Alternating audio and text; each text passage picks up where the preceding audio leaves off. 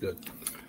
All right, shalom, shalom, shalom. All praise to Yahweh Shama Mashiach Yahushai. From Nash Allah Hallelujah. Hallelujah. All right, to the 12 tribes scattered abroad. Shalom, shalom, shalom. All right, we give all praise to Yahweh Shama Yahushai. Glory and honor and praise. All right, to the Creator of heaven and earth for another Shabbat day. And we're still in the Feast of Hanukkah. All right, the Feast of Lights, the Feast of Dedication. And we praise the Most High for the high holy days that the Most High has given us. But the Feast of Dedication was actually a high holy day that we dedicated to the Most High. So that was, of course, added to Hebrew Israelite culture and ceremonial law, the Feast of Dedication, Hanukkah. So we're going to go over that. We're in what the pretty much what the second day, third day, Thursday, Friday, third day, the Feast of Hanukkah. So we want to be able to go over to First Maccabees, the 4th chapter, and we'll start from the around the 36th verse. Just say the 36th verse we'll start, and we'll go over that.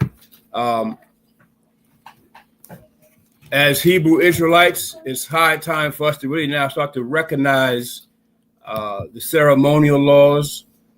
Most High said, rehearse the righteous acts. So by rehearsing the righteous acts, we get better at it and better at it and better at it. That's why you practice, right? Rehearsing means to practice the righteous acts. So that's why we practice it and practice it. The Most High is delivering the word and the testimony and the truth to us in stages. So there are things we know about the high holy days that we didn't know about, of course, earlier over the years. But now we begin to come more into understanding what the high holy days represent. And so this is the Feast of Dedication, and it comes in the wintertime. Anybody that has it before the wintertime didn't really have it in the correct season. Comes in the wintertime. So we got to make sure that we have it in the correct season. And I want to ask, does anybody know when the wintertime starts? November? Nope. It didn't start in November. Wintertime, the season of winter. There's a summer solstice, there's a spring equinox, and then there's also a winter solstice. Anybody know when the winter solstice comes in? Christmas. Yeah, right around now. It comes, what day? It's the 23rd. Around the 21st of this so-called December. That's when the winter solstice comes in. Of course, as you know, so-called Christmas is a few days after that. But the winter solstice, which actually marks the beginning of winter, beginning of winter. And we know that Hanukkah comes in the winter time. Understand? So you have to have it. You got to know when it's officially winter time. Okay? To know and to also measure when you would have Hanukkah.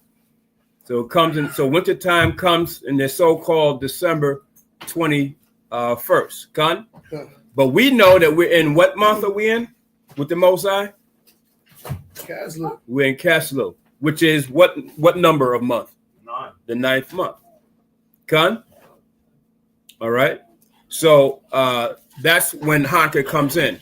So we just want to start with First Maccabees, the 4th chapter and the 36th verse. And this is give you some history, right? And there's a lot more history concerning Hanukkah. But this is the historical understanding the Most High gave us on this high holy day, this tradition, high holy day, that we rededicated the temple to the Most High and won the war over the Greeks and was able to rededicate the temple. So we're going to start from there, and we just need a brother to read. Yakanan, you gonna read? Come. Okay, go ahead. 36th verse. Start from there. The book of the book of First Maccabees, chapter 4, 36. Then said Judas and his brethren, behold, our enemies are discomfited. Let us go up to cleanse and dedicate the sanctuary. Upon this, all the hosts assembled themselves together and went up into Mount Zion. And when they saw the sanctuary desolate, and the altar profane, and the gates burned up, and the shrubs growing in the courts, as in a forest or in one of the mountains, yea, and the priest's chambers pulled down, they rent their clothes and made great lamentation and cast ashes upon their heads, and fell down flat to the ground upon their faces, and blew an alarm with the trumpets and cried toward heaven. Then Judas appointed certain men to fight against those that were in the fortress until he had cleansed the sanctuary. Okay, so as you can see, this is during the time of Judas Maccabees. Anybody know what time period this is? 400 BC, maybe 400. No, it's a little bit further up. Oh, so like 200. Yeah. Maybe. It's in the 200 BC range, around 160, around 168, 164 BC. Okay, so I think this is around 164 BC is when we actually begin to cleanse the temple and rededicate the temple to the Most High. The war with the Greeks with Antiochus Epiphanes was around 168. Okay, Khan? BC.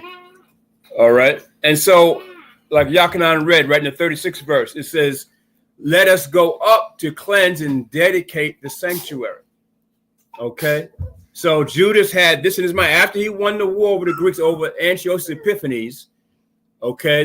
That tyrant, Edomite, Antiochus was an Edomite. Okay. You know what his name meant? God manifests. That's what his name meant.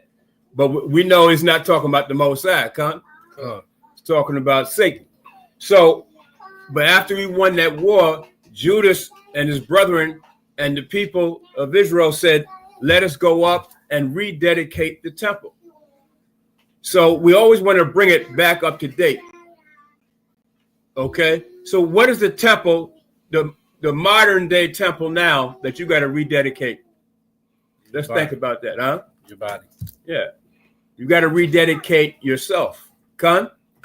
You got to rededicate you now, because you're the temple of the Most High now, right, Con? All right.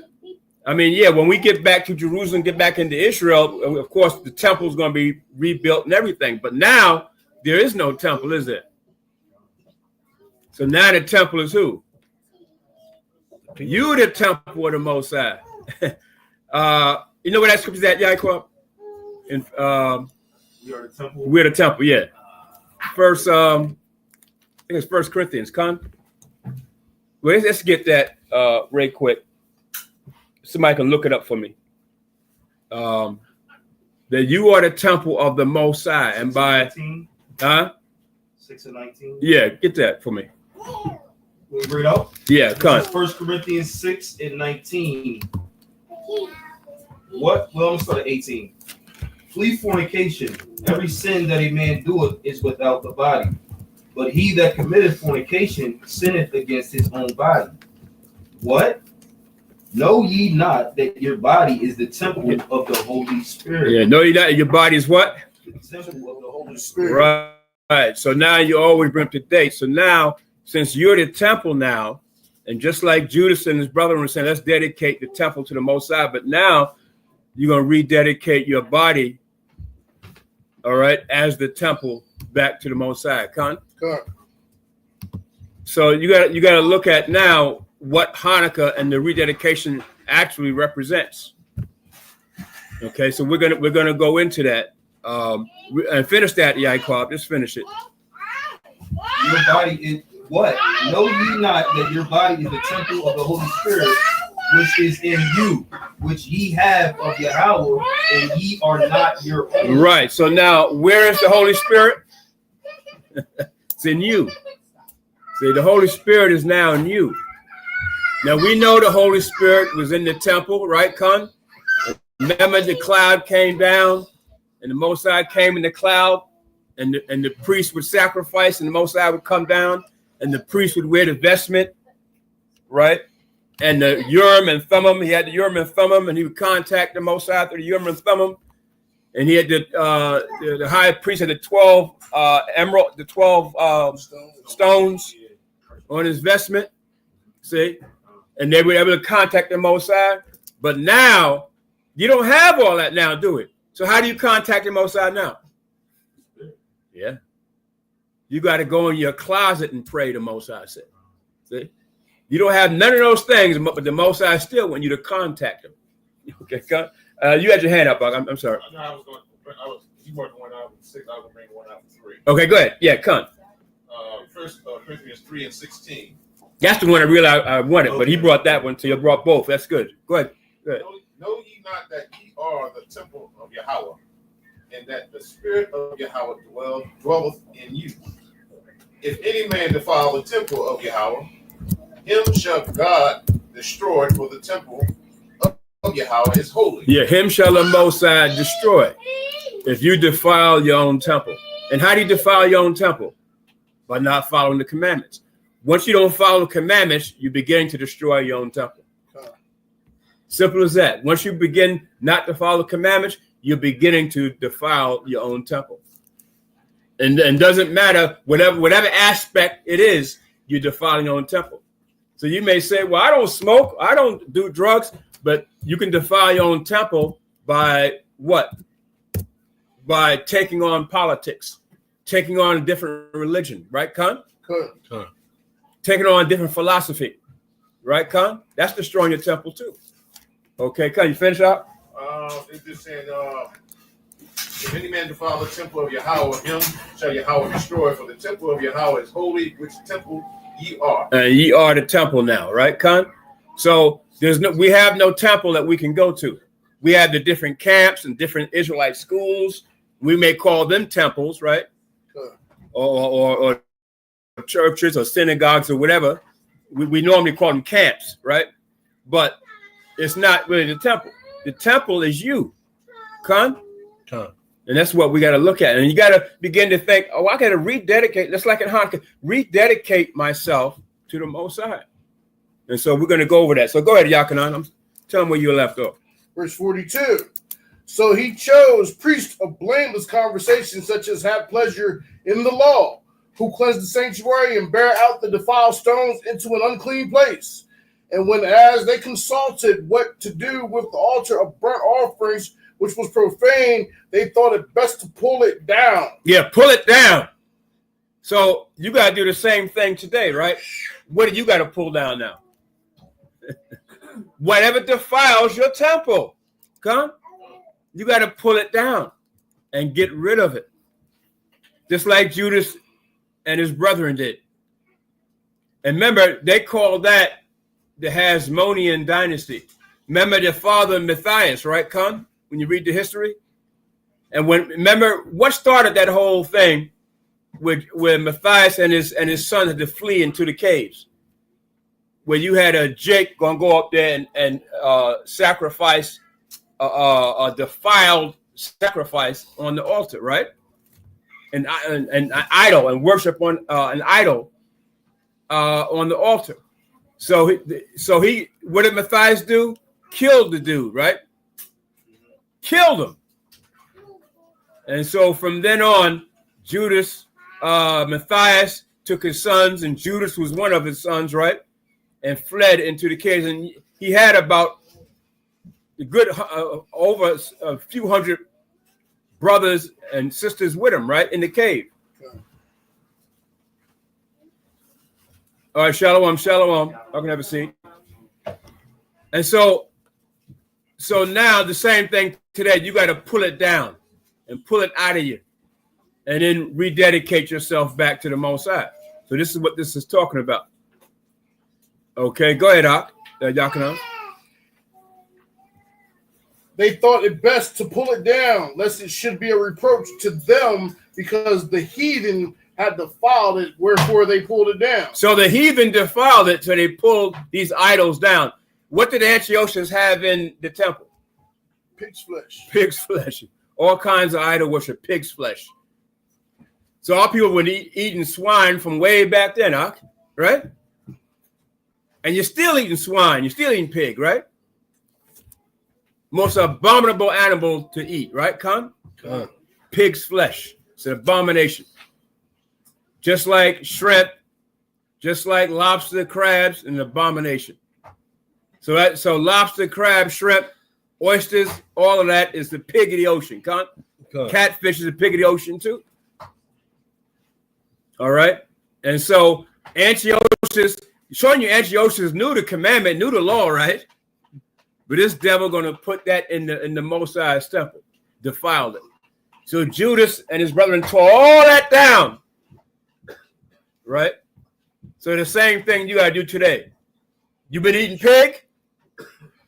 Anybody been eating swine? You got to tear it down. Now you got to tear it down out of yourself now. Right, Con? Yeah. You got philosophy out there, and you come into the light of truth, and the Most High wake you up, you got to tear it down. You got to reform yourself, Ak. And if you're not ready to do that, well, then you ain't ready to serve the Most High, are you? If you're not ready to do that. Understand? Go ahead, Yakanan. And laid up the stones in the mountain of the temple in a convenient place until there should come a prophet to show what should be done with them. Then they took whole stones according to the law and built the new altar according to the former. Yeah, you know, when David was given the blueprint to build the tabernacle, to build the temple, he was not supposed to acquire these stones and have like nails in them or chips in them or anything that defiles the stone. The stones had to be whole, Con. You couldn't use a hammer in the stones, Con. They had to be whole. All right, so this is what Judas is saying. The stones had to be whole, Con. Okay, you got to remember, the Most High said, nothing that defiles shall enter to the temple, Con. Yeah, go ahead, Yaakov. You had a quick question. Yeah. Would this be the Greeks' like form of payback for when during the time of Esther, when we basically had fear on the heathens and they was like kind of coming over to our beliefs, and you know they only did it out of fear during that time? Would this be kind of like their payback to try to get back rule? Because this is after Esther, right? Because Esther was like 400. That's where I got the 400 from. That was like 400. Yeah, Con. Right? Yeah, this is not during time Esther. Con. Right, this is after. Right. So this will be kind of like, if you think about it, painting the story, knowing the history, wouldn't this kind of be like the heathens' way of like, yeah, we gonna get them because you know they had us, they threatened and fearful of them during that time. So it's their way of kind of like over. Well, you got to remember, anytime that Israel came together and said, we're going to restore the temple and build the walls of Jerusalem back, anytime we did that, that was a mark for the heathen to say, wait a minute now, the Jews are coming back together. Okay? They remember when we came out of Babylon and Nehemiah and Ezra and them were going to restore the temple and build the walls back. What did the heathen say? Them Jews are trying to get back. They're trying to restore their worship now. They're trying to restore their form of worship. Okay? Let us vex them so they won't be able to do it. Because they know that the Most High will. But they also know what? To disrupt us and try to cause us to do what? Sin. Because they know if they can cause us to sin, the Most High would be angry with us. And then it would make it easier for them to come in and take us over when the Most High is angry at us for sinning. So the same thing during the time of the Maccabees, right? And so, but this is what Antiochus did. Antiochus knew he was able to get some of the Israelites to bow down to idol worship, to go into those so-called gymnasiums, right? They had gymnasiums back then too, where you would go in there and you'd be naked and everything, and the next thing you know that they uncircumcised, homosexuality would go on in there. And so there were a lot of our people that went into and dealt with that madness out, just like today, right? Just like today. It's the same thing. And they knew it. Just like a lot of our people, they enjoy eating pork. So Antiochus knew that ultimately he would be able to get some of our people to go off. By doing that, he knew that the Most High would be angry and make it easier for him to do what? Control us, take us over, take over the land. Okay, go ahead. You had I got a precept for the go point ahead. you're making. So, additions to Esther chapter 13, verse 3 and down, and this is the going on what the elder said. Their mind state towards seeing us rebuild, seeing us be empowered. The nations are always defending that because that means that if for our ways and our laws to take precedence, it means what? It means the ending of their ways, the ending of their customs and laws. So this is the letter that Artaxerxes is explaining what who was it? Haman the Haman, the Macedonian, had counseled him, right? And the Greeks were Macedonians. So it said, now when I asked my counselors how this might be brought to pass, a man that excelled in wisdom among us and was approved for his constant goodwill and steadfast fidelity and had the honor of the second place in the kingdom, declared unto us that in all nations throughout the world there was scattered a certain malicious people that had laws contrary to all nations and continually despised the commandments of kings, so as the uniting of our kingdoms honorably intended by us cannot go forward. Seeing then we understand that this people alone is continually in opposition unto all men, deferring in the strange manner of their laws, and evil affected to our state, working all the mischief they can, that our kingdom may not be firmly established. Therefore have we commanded that all they that are signified in writing unto you by a man, who is ordained over the affairs and is next unto us, shall all with their wives and children be utterly destroyed by the sword of their enemies, without all mercy and pity, the 14th day of the 12th month of Adar, this present year. So that's additions to Esther chapter 13, starting at verse 3 down, and it just shows that if anything, if it would be a revenge, it might be a revenge of Haman, them being Macedonians, but really it's a continuation of the way they already were. And it got disrupted by Mordecai. Right, it got disrupted through time, but they're just continuing what they've been on the path for since getting the blessing of world domination and specifically of overtaking Jacob.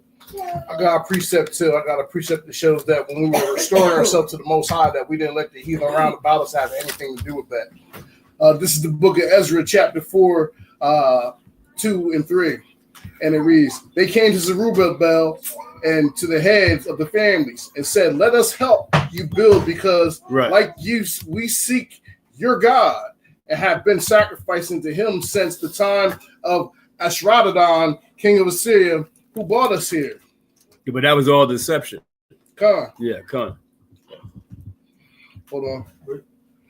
Ezra 4 and 3 started. Yeah. But Zerubbabel, Joshua, and the rest of the heads of the families of Israel answered, you have no part with us in building a temple to our God. We alone will build it for Yahweh, the power of Israel, as King Cyrus, the king of Persia, commanded us. Right. So when we were building ourselves to the Most High, we ain't let the heathen come in. So right now, you shouldn't be letting the heathen come in when we're trying to restore ourselves, because they're gonna break up our customs and stuff. They're gonna infiltrate. Right. Don't look. There's a lot of camps out there, right? But you have some camps that allow Edomites to come in.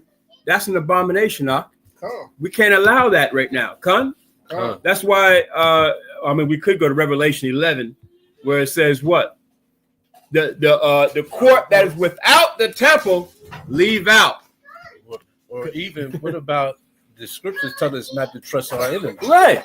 So never trust. You're providing trust to your enemies, by bringing them into your school. Because what's the first thing they're gonna want to do? They're gonna want to get a Jake woman, right? They're gonna marry the black. Next thing you know what I'm saying? You're gonna have little Edomite babies running around here. Yeah, they look dark, but Edomite babies running around here. Come on, now. Or their whole purpose is to pretend to be believers, Right? Pretend to be of the same mind, destroy, but really they're in to destroy from inside. It's deception. The same way as civil rights movement. Yeah, exactly. We allowed them in, and what happened? That was a failure. There was never a victory. From them. Right. So we got to be careful of that. So don't allow them in your household. No Edomites or no other nation in your household. Nothing. Don't let them come to your high holy days. Forget about it. Ezra and Nehemiah, they knew the deal. Zerubbabel, they knew the deal. Okay, the spirit was on them. Because remember, when our people come back from the Babylonian Empire, what did Ezra say? You brothers, you got other nations' wives, get them out of here. Didn't he say that? Because they knew what was going to happen. Yep, and the kids, like they had get them out of here. The language of the Ammonites, and they were speaking the language of Ashdod. They wasn't learning the ways of the Hebrews. They was learning the ways of Ashdod, Moab, and Ammon. Right. You know what I mean? So they was like, nah, get them up So out think here. about it. For you to come back into Jerusalem, first you had to know that you were an Israelite. You had to have your papers, right? But if you had another nation woman, Ezra and them said, nah, you ain't coming in here. And get rid of them children too. You ain't coming in. How about that, And you know they were. Would you be able to do that now? Okay, some of us wouldn't be able to do that, but some of y'all will be able to do that. But this is what we got to do. Understand? So the Most High don't want nothing that defiles to enter into the temple. And remember, you are the temple now, so we can't have other nations coming in now. Yeah, go ahead. And I was just going to add, and what you're talking about, the children, and he said y'all can't do it. They had actually started to get into the priesthood by using family affiliations. Yeah, that's right. And then eventually the priests, they wasn't in the temple when Nehemiah came. No. They was out in their lands because all the things that they lived off of in the temple, the heathens was taking them. Yeah. Because they had infiltrated by the intermixing in the area. And they cast up the children, even though these children, they was Israelite children, you know what I mean? Some of them were, you know what I mean? Some of them were, right? Y'all learning this bastard tongue, y'all bringing these heathen customs. Because their daddies were who? Yeah. Their daddies were Israelites. So these were Israelite children, but get them out of here. About that. Most signs something, huh? They was physically Israelites, but they were mentally they were heathen. It was like because it was multiplied in Israel. Yeah. Really, it's like children born in vain. Yeah. Yeah, you got the flesh, but your spirit is off, and the Father's, you're allowing it. Yeah. And what do you have today? The same thing, don't you? How many Israelite children are out there? Physically, they're Israelites, but mentally, they're what? They're heathens, huh? Yeah, because they celebrate Christmas and all that stuff. They learn the ways of the heathen. That's probably 90% of our people out there, huh? So you're the Most High don't need a lie. I said many are called, few are chosen. See? They argue with you on Facebook. Yeah, exactly. They I know I'm an Israelite, but where are you in your spirit? In spirit, what are you? And they stand by it. They repeat rhetoric they learn from the master and argue with you. Yeah, argue with you. Truth and knowledge. These people are not making it up. Even though the Israelites, they're not making it because they don't have the right wedding garment on. The Most I said, right? Spiritually, they have a strange apparel on, but they're Israelites in the flesh. Get them out of here. See? So you got to recognize that. Joshua speaks about it in Joshua 23:11. Yeah. Go ahead, read it out. Go. Take good heed, therefore, for yourselves that ye love the Lord your God, the Yahweh. Else ye do in any wise go back and cleave unto the remnant of these nations, right? Even these that remain among you, right? And shall make marriages with them. Yeah, there you go. And go into them, and they go into they into you.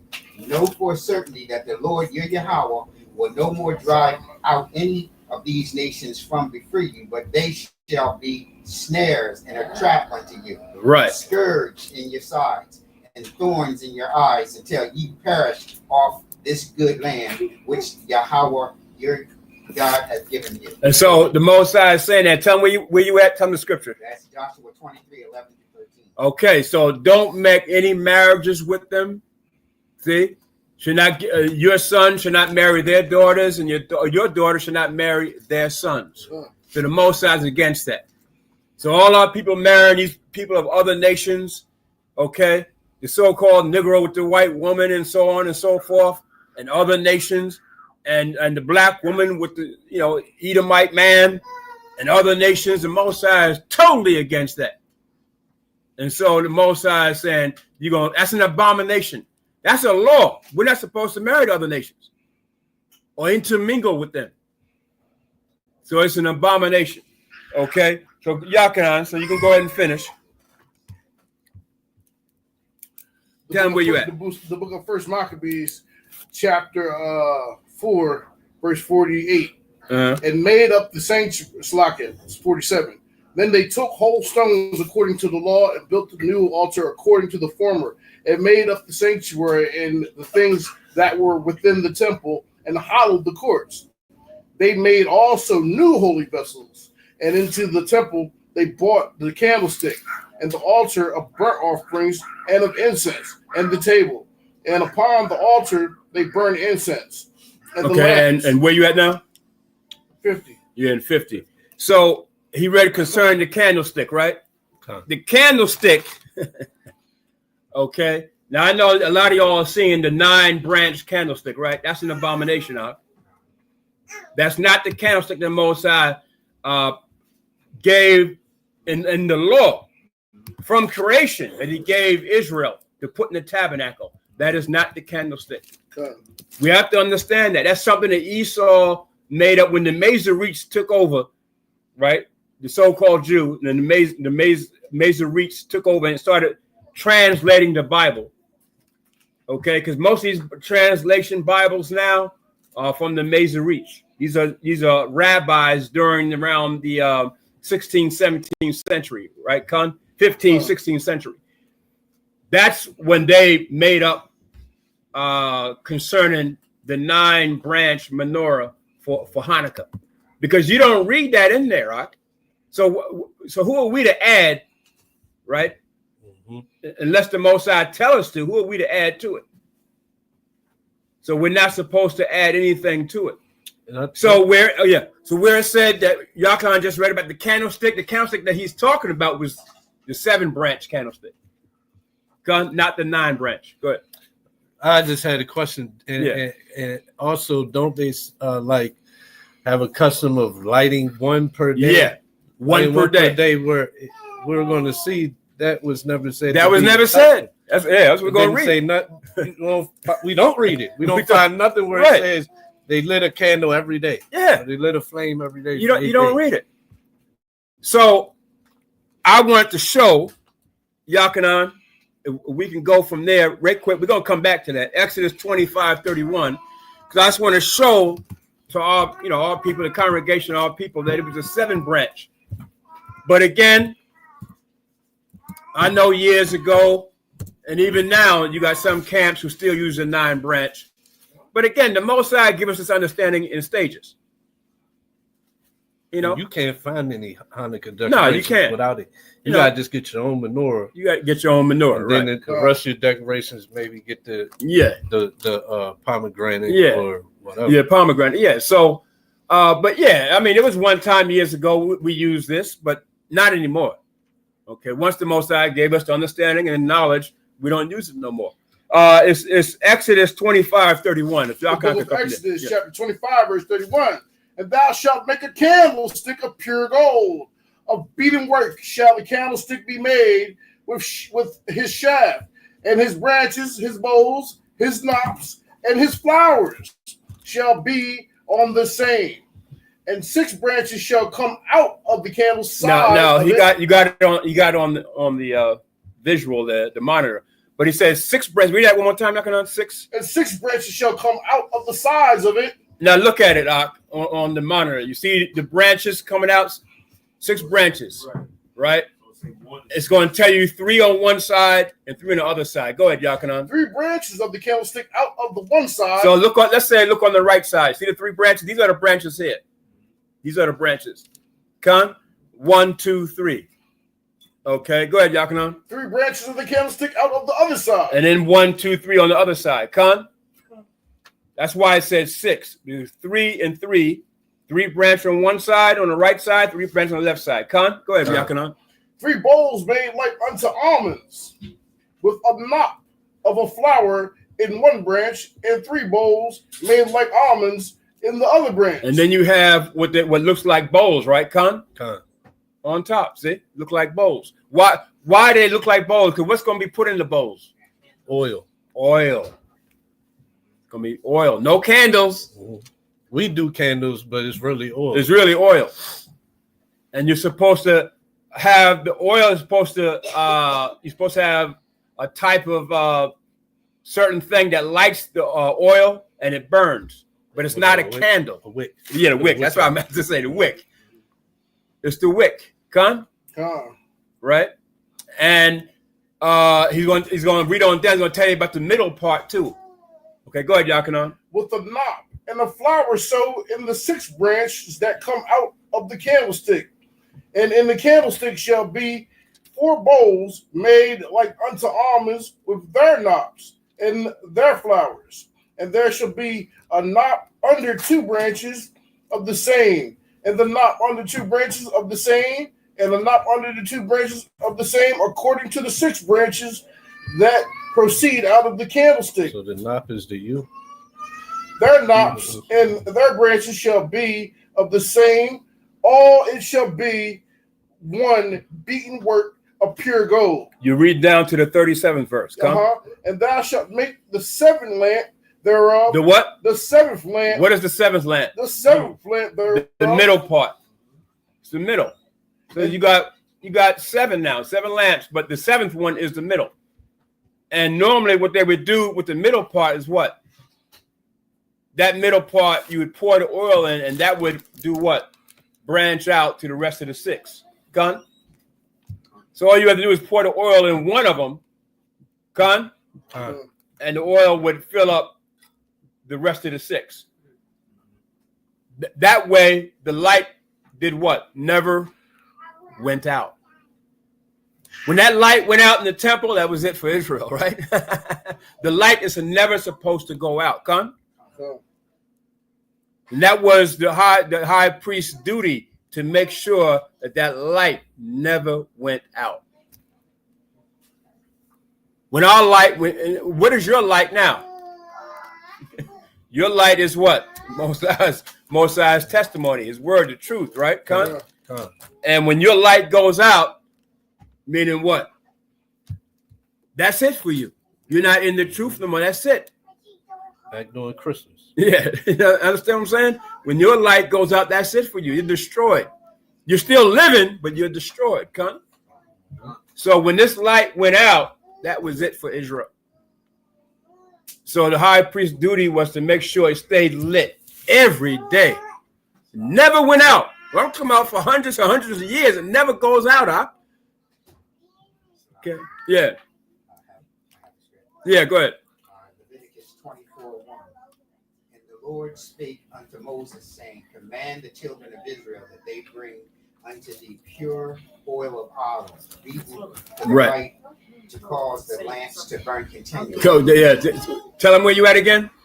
Leviticus 24:1. Leviticus 24:1. Go ahead.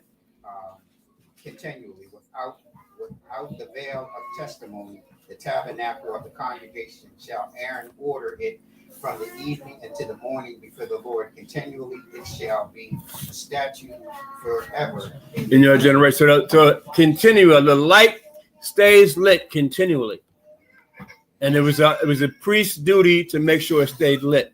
And yeah, and then get Zechariah 4:2. Go ahead, Yaakov. Just real quick.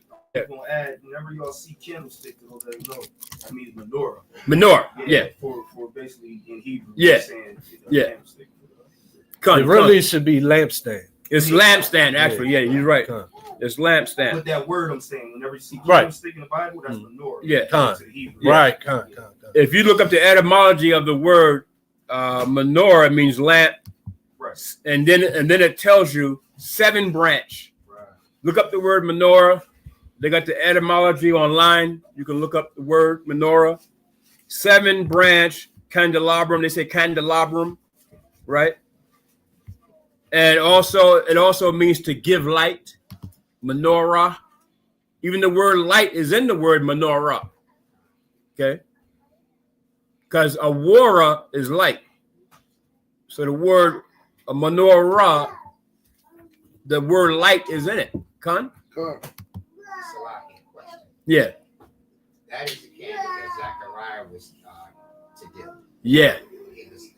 He kept the flame burning. Yeah. Con. Okay, keep that flame burning. Where we at? Zechariah 4 and 2. This is the one. The book of Zechariah, chapter 4, verse 2. And said unto me, what seest thou? And I said, I have looked, and behold, a candlestick all of gold. A candlestick all of gold. And remember, the candlestick, all right, the 7-branch candlestick was of pure gold. And they have in the archaeology, when in 70 AD, when Titus, the Roman general, and they took over Jerusalem, they took the candlestick away, and they got that in the archaeology, and you can go look it up, and you can see them carrying the candlestick away, and they took it back to Rome. It's huge, right? So they have that. You can look it up now. Go ahead. And I said, I have looked, and behold, a candlestick of all of gold, with a bowl upon the top of it, and his 7 lamps thereon, and 7 pipes, to the 7 lamps which are upon the top thereof. Right. So where do you read 9 at? There's no 9 branch. Okay, that's something that they made up.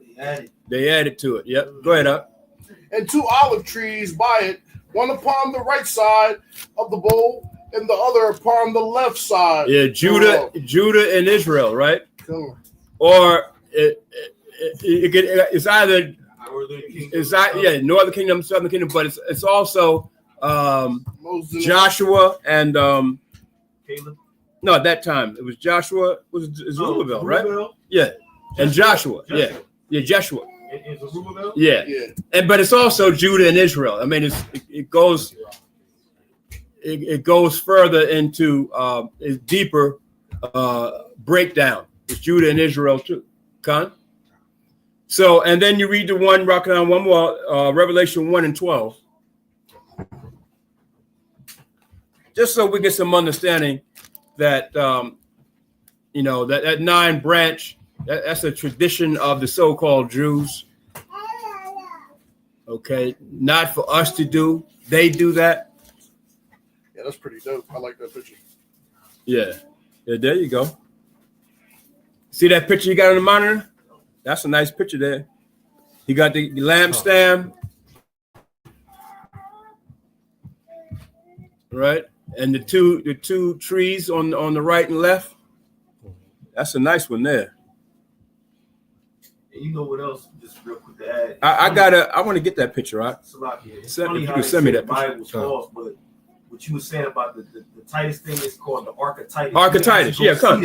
Right now to this day, where they took it, they're carrying it out. You know what I'm saying? And this is, you can find this in the Bible. Yeah. Prior to that even happening. Yeah, come. You can see, you know what I'm saying? So it's like, where are they getting this? Where they get it, right? Come. Yeah, that's a nice picture there. And read that one, Yakanan. The book of Revelation, chapter 1, verse 12. And I turned to see the voice that spake with me. And being turned, I saw 7 golden candlesticks. 7 what? Golden candlesticks. How many? 7 golden candlesticks. Go ahead.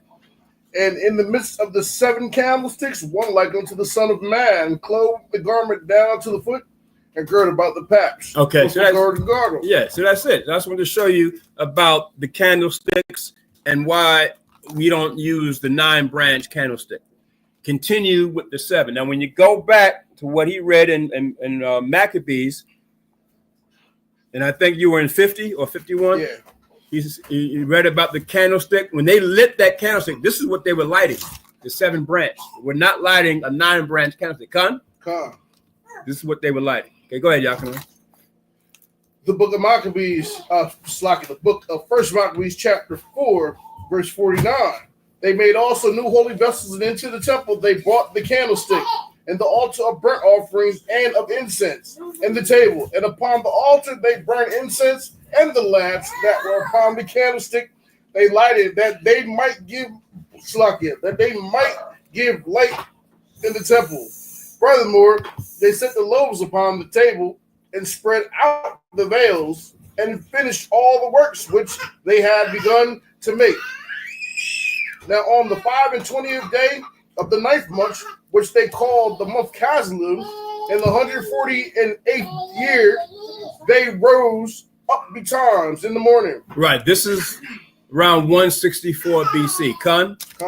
I mean, you of course you can look it up to get the exact date, but I think it's around that time, right? 5 and 20th day of the month Caslu. That's the 9th month, 25th day of the month. Con? So we're in the 9th month. We're not in the 12th month. That's Esau's thing. Remember, he changed times and laws, right? So we're in the 9th month with the Mosai, not the 12th month. Con? Go ahead, up. And offered sacrifice according to the law upon the new altar of burnt offerings which they had made. Look at what time and what day the heathen had profaned it. Even in that was it dedicated with songs and citherns and harps and cymbals. How about that? The same day that it was brought down, when Antiochus and the Syrian army came in there and took it down, the same day it was rededicated. That was 3 years. 3 years before, it was brought down, destroyed. It's the Grecians, ain't it? The Grecians. Antiochus. Yeah, Antiochus. Still, he was over Syria. He was over Syria still. It was Syrian, but he was a Greek. Yeah. But again, it was the same day. 3 years later, we were able to destroy the Greeks and rededicate the temple. The exact same day, huh? Sorry, that was the Mosai, right? They had the same exact day. And you got to read the history of Judas Maccabees. Judas, his nickname was called the Hammer. And he was a military man if there ever was one.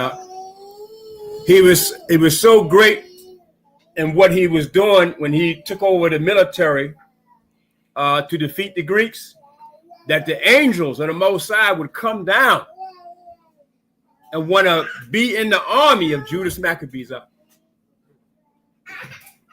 And you read that in history where the angel said, I want to fight with Judas. And you know, an angel don't need, right? Don't need help of a man, right? But the angels, that's how the Most High Judas was beloved of the Most High, and his accolades and what he did for the nation of Israel. Beloved, where the Most High said the angels go out there and fight with Judas Maccabees and be in his military. See? So you want to be on that level. And Judas cared about the nation, nurtured the nation, loved the nation, right? So this is how we got to be even today. Okay, go ahead, up.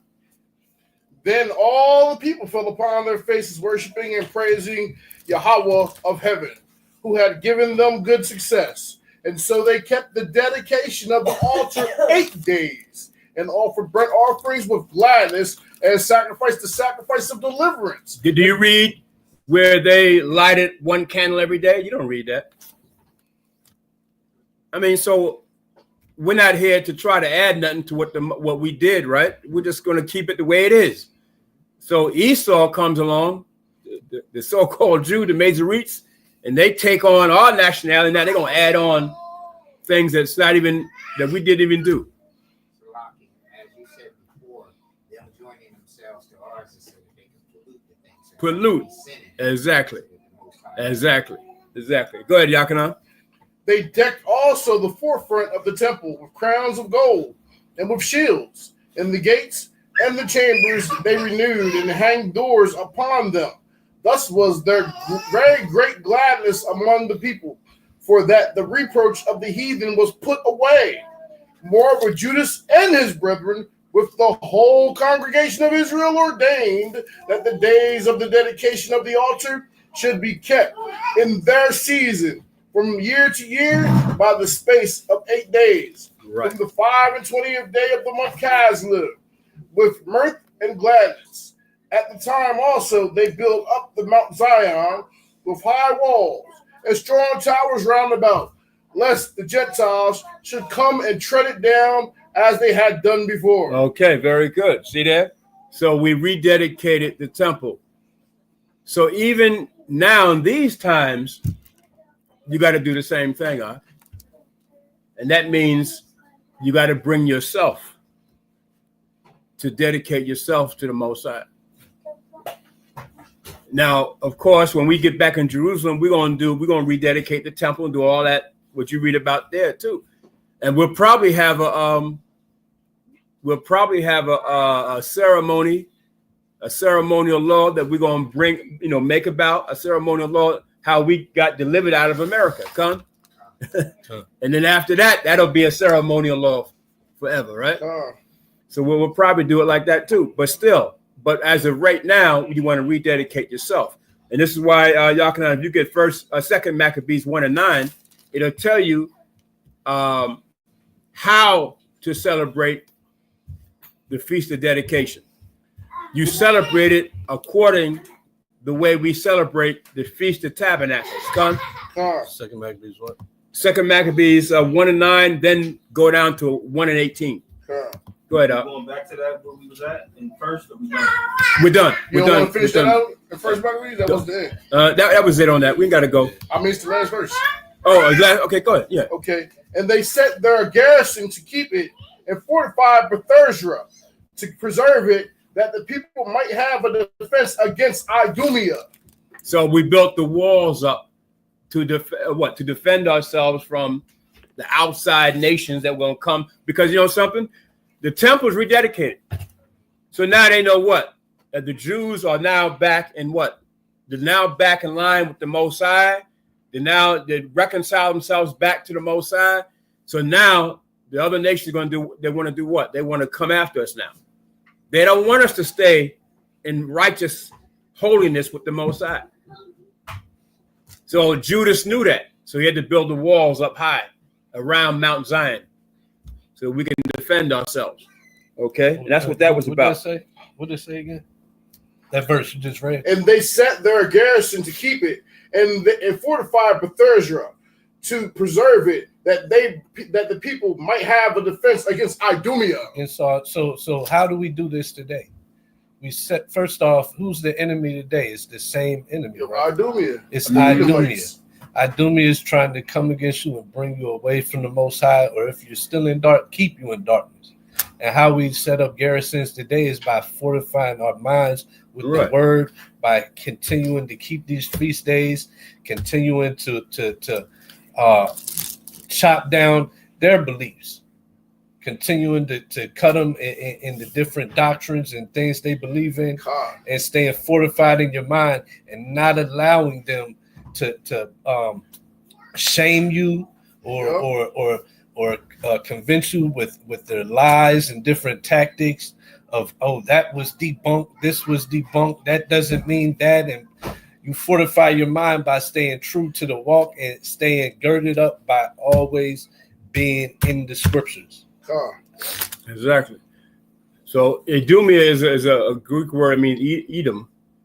Okay, so that's what it means, Edom. And we know Edom is Caucasian folk today, right? So into those nations, all those nations that you see today, you read them about in the Bible. They got different names today. So, okay, go ahead, y'all. Can I go back to the Second Maccabees, chapter 1, verse now.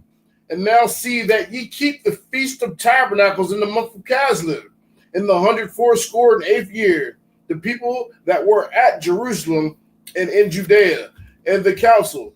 And Judas sent greetings and health unto Aristobulus, king of Ptolemy's master. Yeah, Aristobulus, right. Aristobulus, king of Ptolemais, master, who was of the stock of the anointed priests, and to the Jews that were in Egypt. Right. And then you go down to 18. Verse 18. Yeah.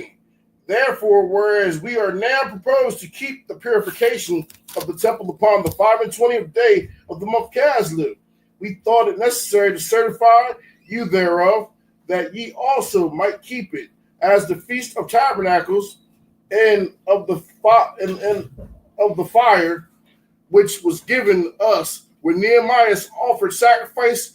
After that, we had built the temple and the altar. Right. So you can see we keep it as the Feast of Tabernacles. The Feast of Tabernacles is 7 days, right? And then on the 8th day, it's a Sabbath. The So it's really 8 days, but the 8th day, the first day of the Sabbath, and the 8th day of the Sabbath. So it's saying, like unto the tabernacles, that's how you keep Hanukkah. So the first day of the Sabbath of Hanukkah, and the 8th day is the Sabbath of Hanukkah. Con? Right? Just that this is the rededication of purification of the temple. Okay, we're rededicating it back to the Most High. So it wasn't, Hanukkah is not an original high holy that the Most High gave to Israel. Con? It's not. Hanukkah is a high holy day, really, that we established to dedicate it to the Most High. Con? So, but of course, it's added now to the high holy days, ceremonial laws of the Most High. Con? That's something that we did as a nation. We did that as a nation and dedicate to the Most High. Okay, Purim is another one. And okay? what you're saying is as a feast, the way it is today. Because we find through the scriptures. Not like tabernacles in the tents, though. But the no. Okay. Yeah, not like tabernacles in the tents. Right. I got precept if I can. If you only bring out 2 Chronicles, you going there? 7? Was you going there? Yeah, I was. But go ahead. Since you got it, go ahead. Because it lined right up. It lined right up. But you right on target with it. So go ahead. 2 Chronicles 7 and 8. Well, start from 1 and then go down to 8. But just the length for the point. Okay, go ahead. To the point of that with the 8 days, it reads, also at the same time, Solomon kept the feast 7 days, and all Israel with him, a very great congregation from the entering in of Hamath unto the river of Egypt. And in the 8th day, they made a solemn assembly. That's what you were saying about in the solemn assembly. Solemn assembly, for they kept the dedication of the altar 7 days and the feast 7 days. So there are 8 days that you were talking about. Right there. Exactly. 7 days and then the 8th last feast day. And I think that was you actually doing. I think that was the Feast of Tabernacles, Con. No, that's dedication of the temple. Right, it's dedication of the temple. Right, Con. The first one of the temple. Yeah. So read from the first verse so we get some understanding. Read from the first verse. Okay. Yeah. This is 2 Chronicles 7, starting verse 1 now. Now, when Solomon had made the end of praying, and the fire came down from heaven and consumed the burnt offering and the sacrifices, and the glory of the Most High filled the house, and the priests could not enter into the house of the Most High, because the glory of the Most High had filled the Lord's house. And when all the children of Israel saw how the fire came down, and the glory of the Most High upon the house, they bowed themselves with their faces to the ground upon the pavement, and worshiped and praised the Most High, saying, for he is good, for his mercy endureth forever. Then the king and all the people offered sacrifices before the Most High. And King Solomon offered a sacrifice of 20 and 2,000 oxen, and 120,000 sheep.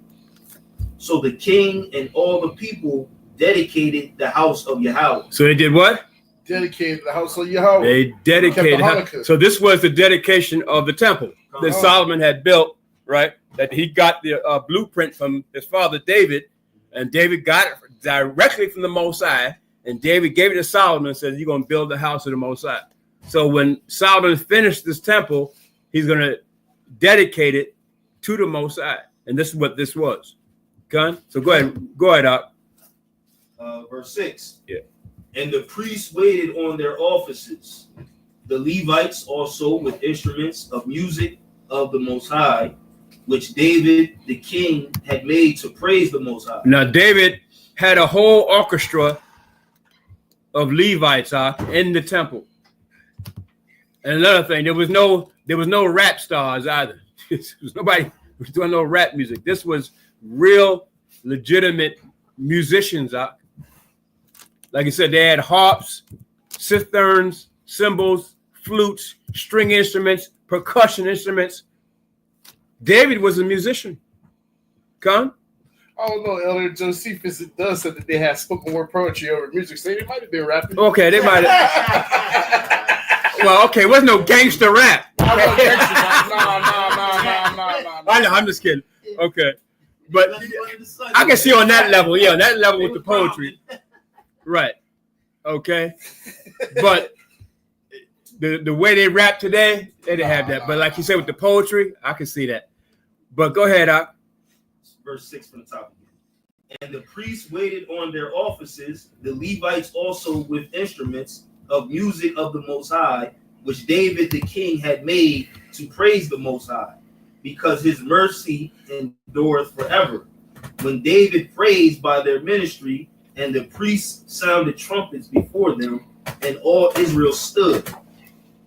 Moreover, Solomon hallowed the middle of the court that was before the house of the Most High, for there he offered burnt offerings and the fat of the peace offering, because the brazen altar which Solomon had made was not able to receive the burnt offerings and the meat offerings and the fat.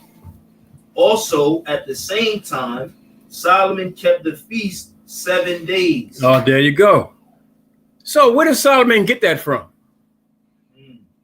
So how about that? Where did Solomon get that from, huh? Because Hanukkah wasn't there. Moses. Yeah. Hanukkah wasn't there at that time, right? As a feast ordained, no. Yeah. But they was doing it. We But they were doing it. We would, Right. because I want to pull up the definition real quick. Yeah. So he got it. He had to get it from the Dedicate. law, right? From the ceremonial law. And then, of course, tabernacles, that ceremonial law was there. Okay. But Hanukkah wasn't there yet. Gone. So he got it from somewhere. And he's just, and this is not the ceremonial laws now. He's just dedicating it to the Most High. But he knows to do it 7 days on the 8th day. See? So it's fashioned after tabernacle. It had to be after tabernacles. Come. Yes. Yeah. Right. As far as the days and time. Exactly. Okay, go ahead. You want I just was going to pull up the definition Yeah. of dedicate, yeah, I got it. which here too. being Go devote. ahead, read it. First definition, verb, devote time, effort of oneself to a particular task or purpose. Your time and effort, Ak, is what's needed now. See, again, you're going to rededicate yourself now because there's no temple here, and that's especially not in America. So you got to dedicate your time and effort, right? And this is what brothers are saying, right? Y'all can understand that. Where the brothers at? With the participation and the effort. Mm-hmm. You got to put it in, man. Yeah. You have to put it in. Yeah. You have to. Well, maybe no, you have to. This is what this is about. This is what the Most High want to see. See? I see people devoted to other things. Yeah, you devote to other things, right? What it say? The work is plentiful. The labor is Laborers are Yeah. few, huh? And not just as a leader, all of us as leaders. So we Yeah. all gotta be willing to take the oversight with a willing heart. That's Yeah. what the scriptures say. We all gotta be willing to take the oversight with a willing heart. Yeah. I mean, we all a piece of the chain. You know what I mean? This congregation only good as the weakest link. You know what I The mean? weakest So link. we don't want Right. nobody to be no weak link. We want us all to be built up Oneself. and be iron. You know what I Yeah. mean? Sharpen that iron. Yeah. You know what I mean? That's how it should be. Something. He's reading, and you got on the monitor there. Mm-hmm. Time and effort or oneself. So That's right. How about that? Now we're reading about Hanukkah, what we did as a nation, but now how about now it's oneself? So dedicate yourself, because that's important. And the nation, look, the Most High can do it in the twinkling of an eye if he wants to really bring the nation back. That's right. But he want to see who's dedicated. He wants to see who's going to put the effort in and the time. That's what the Most High want to see. Who's going to sacrifice themselves for it? Understand? So go ahead. I just Yeah. want to finish out the definition. It said, so like you said, devote time, effort, or oneself to a particular task or purpose. And what's the task? What is our purpose? Yeah. Anybody? That's a question. Yeah, go Anybody. ahead. Yeah. Ephesians 4:11. Particular subject or purpose. To be an evangelist. So we're to devote ourselves to this particular task or purpose. Get that Ephesians 4:11. with that 2 Chronicles. That. I think we were done with it.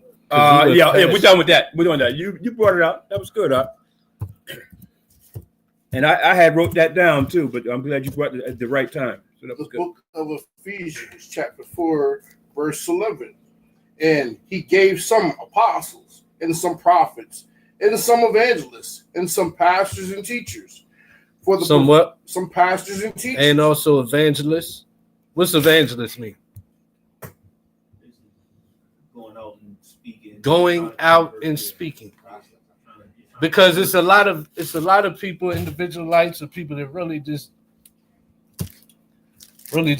aren't really dedicated to the Most High, but they say y'all ain't supposed to be out on the streets.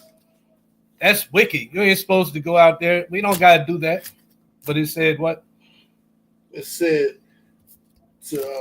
and he gave some apostles and some prophets and some evangelists and some pastors and teachers. So everybody's not an evangelist, but you can't say that nobody should be out there doing it. You shouldn't have it in your mind and get it in your mouth to bash those of us that go out on the street and teach. And then it don't matter how we do it. Because we speak too rough, the Bible says to speak rough sometimes. Yeah, sometimes there's a time to speak rough and sometimes it ain't. But if you're sitting at home, you can't sit and bash, the Israelites, they go out on the street and holler at people. That's not all that happens. Some people holler, some people talk. Some people reason this way or that way. I got appreciate it. But it shows that there's many different offices that people are called to. But you have to have one. One of your offices isn't to sit behind the computer and get on Facebook and bash those that do the work or bash those that keep the Feast of Dedication, not Christmas, that believe that Israelites are black. Y'all ain't black. I mean, the Israelites ain't black. Well, if they're white, prove it. We don't have to. So, but we're all, this is the rededication. Is every year we celebrate the dedication. It's a re-devoting ourselves to doing the work in some capacity. And Yaquab, you can get that, but Yaquab, just get Ezra 6:16 for me, and you're gonna read it after Yachanan reads his. Ezra 6:16. Go ahead, Yachanan. Yeah, I was just going to lay me back off him saying that we should be out on the streets and proselytize people or just speaking up for our culture and stuff. You know, this is the book of Proverbs, chapter 1, 20 through 21, and it says, "Wisdom cried without; she uttered her voice in the streets. She cried in the chief place of concourse, in the openings of her gates in the city. She uttered her words, saying, How long, ye simple ones, will you love simplicity? And the scorners delight in their scorning, and fools hate knowledge." You know what I mean? So that's what we're supposed to be out there. We're supposed to be dropping this knowledge on people. Proverbs 1 and 20, right? Proverbs 1, 20 to 22. Yeah. Okay. You know what I mean? So we supposed to be doing this stuff and tearing down these strongholds. Right. You know what I mean? We're supposed to be out there screaming Happy Hanukkah and people wondering why we say that instead of Merry Christmas. You know what I mean? Right. Because we tearing down the strongholds. And yeah, you're going to run across some fools that's going to hate this knowledge. And then, like, I ran across somebody yesterday. We say Happy Hanukkah. Oh, that's what you say. Okay, no, that's what the Bible say. You know what I mean? That's what you say. Everybody don't celebrate Christmas though. Yeah, so but like you got a problem. I'm saying that, like. But if you don't go out on the street, make more videos for Facebook. If you don't go out on the street, teach your kids more. Yeah. Raise up something to keep the ways of the Most High. Yep. Try to put your brick in. Yeah. Donate money. Something. Donate alms. Right. It says alms delivered from death. Yeah, donate to those who are doing the work. You can't go to a summit, throw $20 towards those that is going. An organization. Right. It's right about that. Because back when I came up, you didn't have Facebook and social media and all that. The only thing we had maybe was cable TV. And you had to try to do a video and send it to one of these, channels. one of those back channels that come on in the middle of the night. You know what I'm saying? That's about the only thing we had. But today, now, you got social media.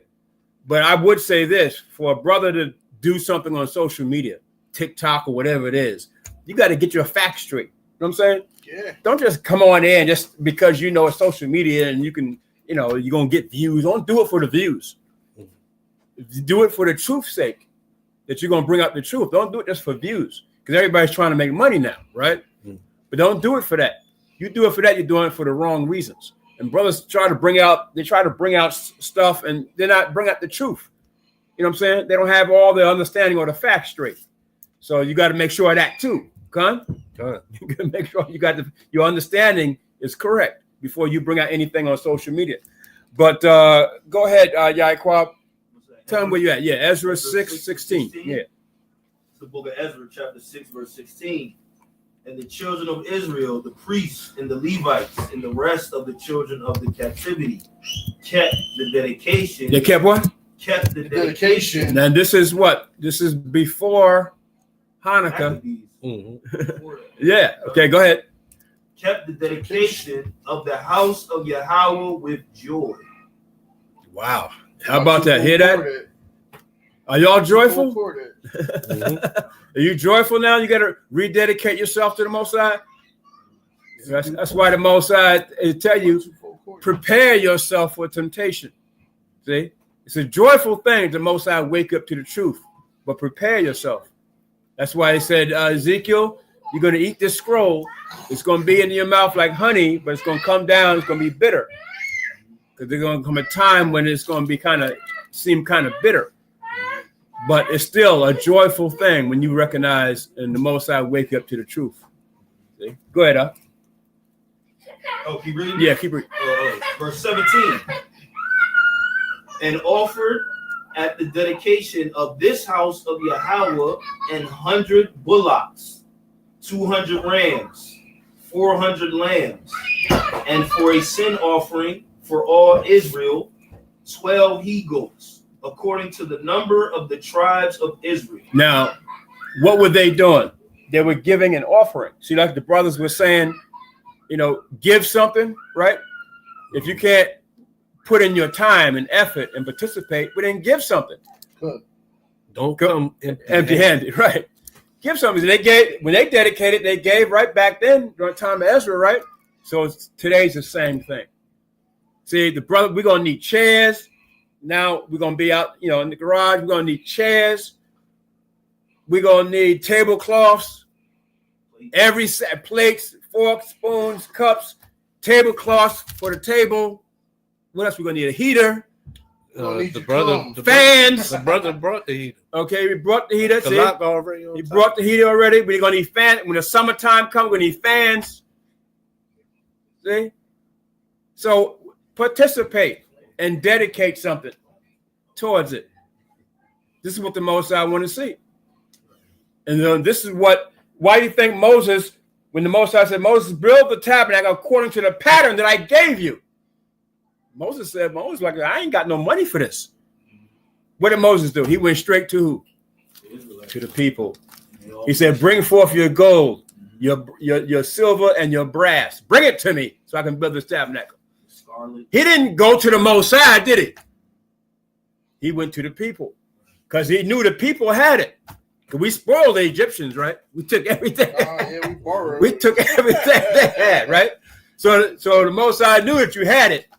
So he could have asked the Most High. The Most High could have brought it out the heavens, right? If you want, the Most High ain't gonna work that way out. You're not getting money out the heavens. You're not getting nothing. But the Most High know as a people we have it. How much money we put in this economy every year? About $1 trillion. Too much. They say $1 to $2 trillion black people put into Esau's economy. So what's our problem? We got the money. See, we got the skills, we got the talent to build this nation. You don't even need Esau no more.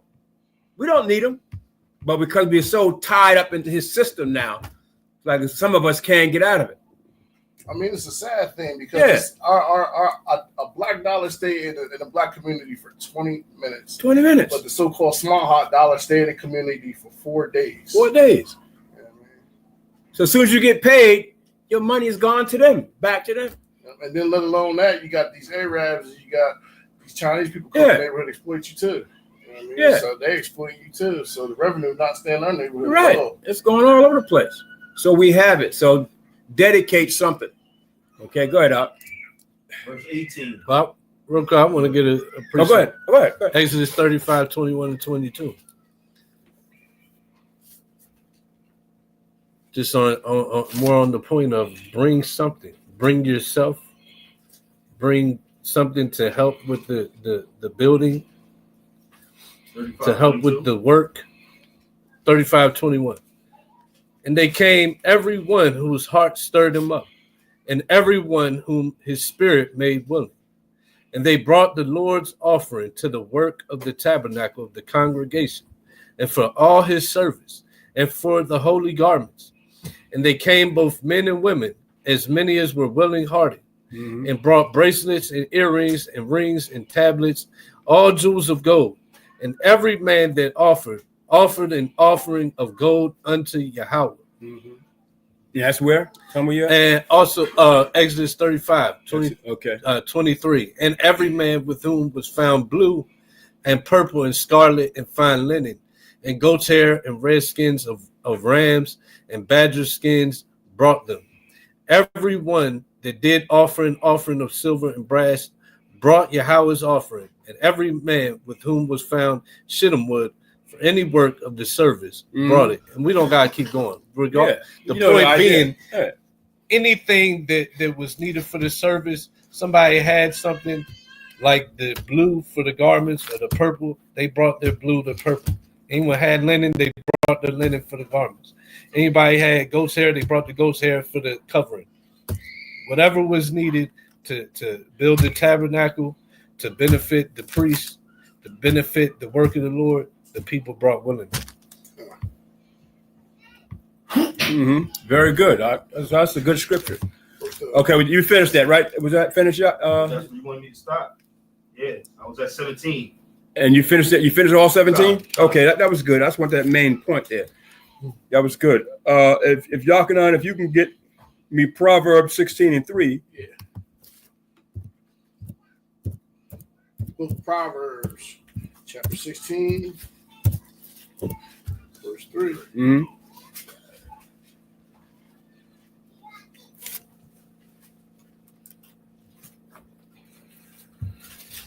The book of Proverbs, chapter 16, verse 3. Commit thy works unto Yahweh, and thy thoughts shall be established. Yahweh had made all things for himself, yea, even the wicked for the day of evil. Okay, so devote everything to the Most High, right? Commit your works, see, to the Most High. So whatever you're doing, reestablish and commit it to the work of the Most High.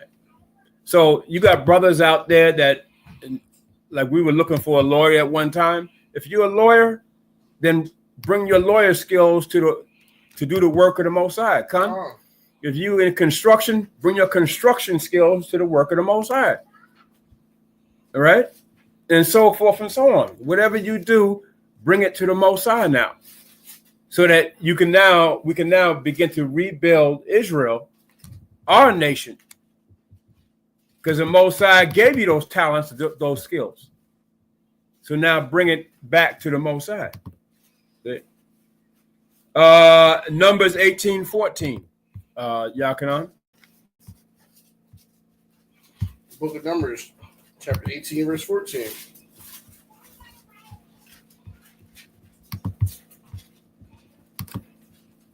And Yaquab, could you get John 10:22? Yeah. Go ahead, Yakanan, if you got everything devoted in Israel shall be thine. Everything that openeth the matrix in all flesh, which they bring unto Yahweh, whether it be of men or beast, shall be thine. Nevertheless, the firstborn of man shalt thou surely redeem, and the firstling of unclean beasts shalt thou redeem. And those that are to be redeemed from a month old, that thou redeem according to thine estimation, for the money of the 5 shekels after the shekel of the sanctuary, which is 20 gerahs. Yeah, okay. So read that first part again. So everything devoted in Israel shall be thine. Right. Everything that openeth the matrix in all the flesh, which they bring unto Yahweh, whether it be of men or beasts, shall be thine. Nevertheless, the firstborn of all men shalt thou surely redeem, and the firstling of unclean beasts shalt thou redeem. So anything that the Most High bless you and your household with, you should devote a portion of it to the Most High. This is what the Most High is saying. So the first thing is anything that openeth the matrix, right? What come out of the matrix? The baby. Your babies, right? Most High said that they're mine. Most High said the earth is his. He said the cattle upon 1,000 hills is his. You got devoted to the Most High. Con? Isn't that what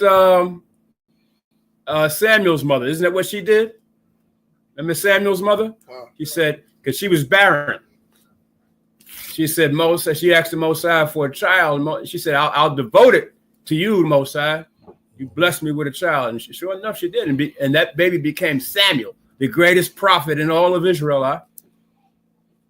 Wasn't too many prophets like Samuel. And Samuel was such a high prophet to stay in tune in the spirit with the Most High. He stayed away from Israel. He didn't stay in the cities and stuff. He stayed away from Israel. So he would come walking into the city, and they knew when he came, it was trouble. Mm-hmm. They just said, what you want now, Samuel? You're bringing war or peace? What is it? Straighten up with Samuel. Because they knew when Samuel came, it was over. Huh? Something was up. Something was happening. It was over. Yeah. Right? So, but she devoted her baby to the Most. How many of y'all can do that now? Instead, our people devote their babies to Santa Claus, Halloween, Thanksgiving, churches, politics. What else? All kinds of madness. Understand? American Idol. Whoredom. Whoredom. Yeah. Twerking. The babies twerk better than the woman. Social media. Give me a break. That's what you devote them to. So this is why the Most High. All the world's knowledge, because they don't teach them at home. They send them to school and do zero teaching at home. Yeah. Do the children bring home homework anymore? No, not really. I don't see that no more. Do you see that?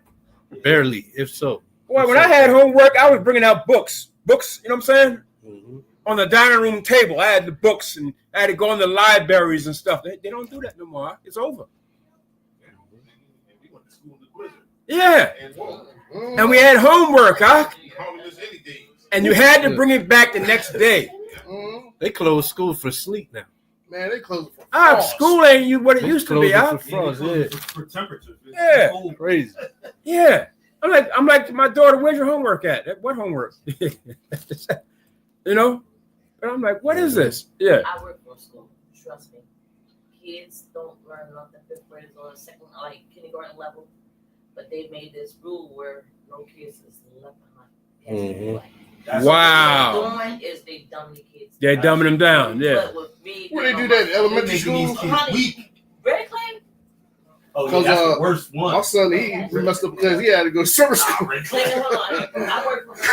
They'll do that, but like if you fail summer school, look, if you turn 15, they ain't gonna have you in middle school. Yeah. You're in high school. Oh, that's different. Because you have to come to school.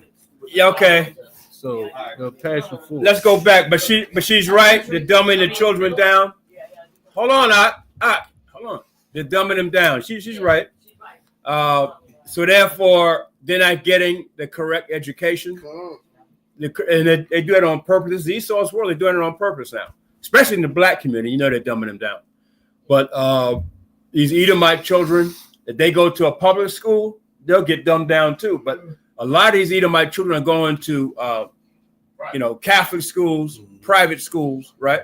Because they know that the education is crap. Their parents know it's crap, right? They have real teachers No anymore. more real. The teachers are just worse than the students.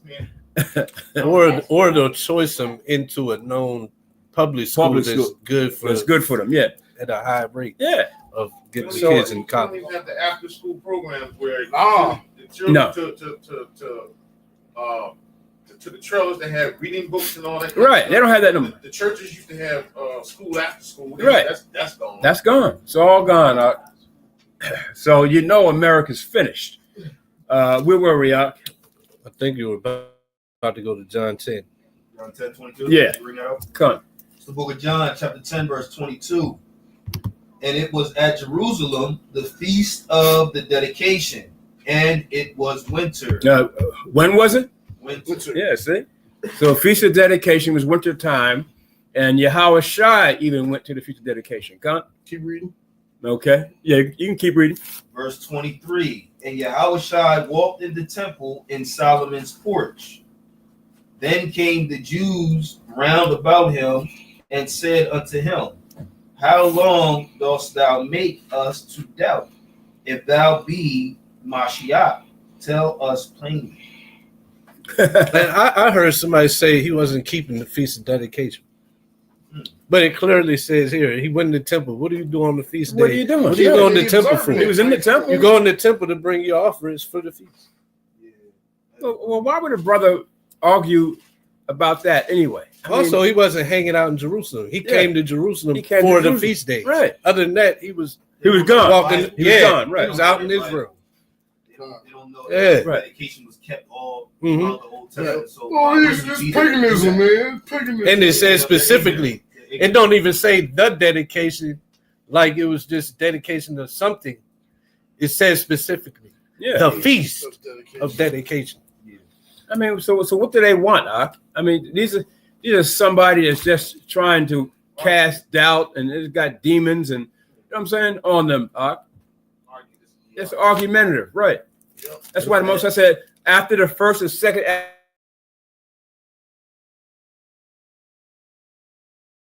Argue with somebody like that. Romans 12:1. Romans 12:1, real quick.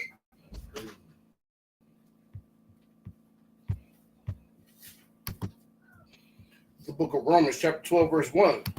I beseech you, therefore, brethren, by the mercies of Yahweh, that you that you present your bodies a living sacrifice, wholly acceptable unto Yahweh, which is your reasonable service. And now you're going to dedicate your body, right, to the work of the Most High. So just like the sacrifices that Solomon brought and kings of Israel brought to dedicate to the Most High, and the sacrifices the people brought, but now your body is a sacrifice now. See? And you got to do that now. Now is the time to do that.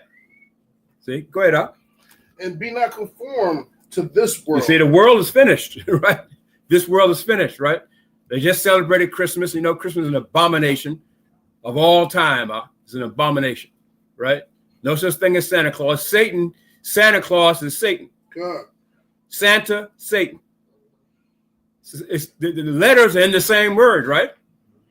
The letter Satan, the word Satan is in Santa. Come. So understand what they were doing. And Claus, Santa Claus, you're making a contract. See, when you celebrate that holiday, it's like you're making a contract. A clause is in there. An agreement's in there. It's madness. So, they don't see that. Yeah, no, they don't see it. Right? They don't see it. And of course, December 25th is not Yahushua's birthday. They don't see that. See? Yahushua was born on the Passover. And got crucified on the Passover. Come. All right. So go ahead, Yakinon. But be ye transformed by the renewing of your mind. The renewing of your mind. Go ahead. That ye may prove what is good and acceptable and perfect will of Yahweh. See, how can you prove what is good, what's acceptable? Acceptable will of the Most High. See, the Most High want to see your works. Because the Most High can hand everything to us, but the Most High is not going to do that. Y'all know that, right? Right? Did your father hand everything to you? No. Hand everything. You know, you become a spoiled brat. You're not going to want to do nothing. Even the Most High tell you that he said, I spoiled my inheritance. Most High even tell you he spoiled us. Right? and he did give us, he gave it to us and it failed. Yeah. And he gave it to Adam. Exactly. And it failed. Exactly. It didn't work. How about Ephesians 4:20, Yakanan? So we're talking about now, we're bringing it up to date to how you're going to dedicate yourself now to the Most High. So the Feast of Dedication, and we dedicated the temple back to the Most High, but now, since there's no temple no more, right? And we are established that you are the temple of the Most High. How can you dedicate yourself to the Most High? So Ephesians 4:20. The book of Ephesians, chapter 4, verse 20. But ye have not so learned Hamashiach. You haven't even learned Yahushua yet. And we're talking about brothers who are in the truth. They still don't know Yahushua. Come. You get brothers talking about, they don't understand the book of Hebrews. you know, they don't understand certain writings of Paul. And Paul was in Yahushua, come. So there's some of us that still don't know Hamashiach Yahushua. Go ahead, Yakana. But ye have not so learned Hamashiach, if so be that ye have heard him and have been taught by him, as the truth is in Hamashiach Yahushua. Have you been taught by Yahushua? Well, if you humble yourself, right, to learn this word, and you, of course, you're going to go to the Most High and Yahushua to ask for the truth, you're going to humble yourself. You're going to be taught by Yahushua. Now, it might be through a brother, right? And that's why you always, whenever you hear this word's being taught by brothers, you always go back to Yahushua. When Yahushua was at the truth. You always go back to Yahushua. Well, them brothers teaching me the truth. And that's why we tell brothers, study to show yourself approved, right? You're going to find out whether it's the truth if you study. So you ain't taking my word for it or these brothers' word for it. You're going to study. And then when you study, then Yahushua works on you, and then Yahushua is going to show you for yourself. That's how it's supposed to be done. Not by you just follow any old man out here. Okay, go ahead, Doc. To the 24th verse. That you put off concerning the former conversation. What's the former conversations? Christmas, the church systems, the holidays of America. Understand the philosophies of the world. See, the politics. Understand? The former conversations. That's what it's talking about. Go ahead, Doc. That you put off concerning the former conversation. The old man, which is corrupt according to the deceitful lust. So you're corrupt. That old man in you is corrupt. And some of us still try to carry it into the realm of the truth. Okay, but that's why you got to work on your corrupt ways. You got to work on it. Understand? The Most High is long suffering, so he knows it takes some of us time. But you got to work on it. Some things are easier than others to get rid of, right? But you got to work on it. And if you're not trying to work on it, then what are you doing? Why are you here? You got to work on yourself. That's why Paul said, examine yourself, whether you're in or out. You can't have it. Yeah, right. They're trying to have it both ways. The Most High is only dealing with you according to the spirit that he gave you, your talent and skills and that. But your corrupt ways, the Most High ain't dealing with you in that. Understand? You got to work on that. And that's why the Most High gave us these commandments. That's why the Bible says the word is good for reproof and correction. Say, go ahead, Doc. And be renewed in the spirit of your mind, and that ye put on the new man. The what? The new man. The what? The new man. See, the new man. Just like we brought forth the new temple or the rededication of the temple was like new. Come. So now you got to bring forth the new man out of you. It's in you. Or it's like, put it this way, rededicate yourself to the Most High, right? It's in you. You can do it. If you try hard enough, you can do it. Look how long it took, Judas, they started like around 168. They had to fight all the wars against the Greeks up until 164. You know how hard that was? How much work that was put into that? Right? And even after that, he was still fighting wars. Read it. He was still fighting to keep him away from the temple and coming back in Israel. Right? So go ahead, Doc. And that you put on a new man, which after Yahweh is created in righteousness and true holiness. Wherefore, putting away lying, speak every man truth with his neighbor, for we are members one another. See, put away your lying. See, this is the corruption. Remember about the corruption? Right? So put that away. It's in brothers in the truth, lying to one another. And then they'll face you at a high day, right? Yeah, well, we got a few examples of those, don't we? There's a whole lot. And all these different camps is like that, huh? Okay, go ahead, huh? Be ye angry and sin not. See, you're angry, but don't sin. The Most High know we can get angry. He said, oppression make a wise man mad. But don't allow your anger to have you commit sin. Go ahead, up. Let not the sun go down upon your wrath. Neither give place to the devil. Yeah. How does a man do that? How do you give place to the devil? By giving into your what? Your lust. Right, Con? When you give into your lust, you gave place. Come on in, Satan. Come on in here. You know what I'm saying? You gave place to it. So you gotta fight off the lust. Don't give place to Satan. And when you hate your brother in your heart, are you giving place to Satan there? Absolutely. Yes, you are. Yeah. When you're jealous of your brother in your heart, are you giving place to Satan? Yes, you are. If you're envious of your brother in your heart, are you giving place to Satan? Yes, you are. See, you gotta remember that too. The brotherly kindness is going to tell you that. Go ahead down, y'all. It's going to tell you about the brotherly kindness. Let him that stole steal no more, but rather let him labor, working with his hands, that's the thing which is good, that he may have to give to him that needeth. See, brothers are in Israel. They know the truth. They robbing one another, right? We got that in these different camps too. Brothers are robbing and stealing one another. Sometimes it's the leadership of that particular camp or school. You know what I'm saying? Robbing the congregation. Like the Christian church. Yeah. You know what I'm saying? Well, the Passover is $2,000. You know, something like that. You know what I'm saying? I mean, you hear prices like that. I'm like, what the hell? $1,000 to come to a Passover? Okay. And you got to do it? Oh, yeah, and also, let me see your W-2 form. Let me see how much you heard of that too? Yeah. Oh, yeah, your income tax check? Bring that up forward. Okay, Yaquan, bring your income tax check next time.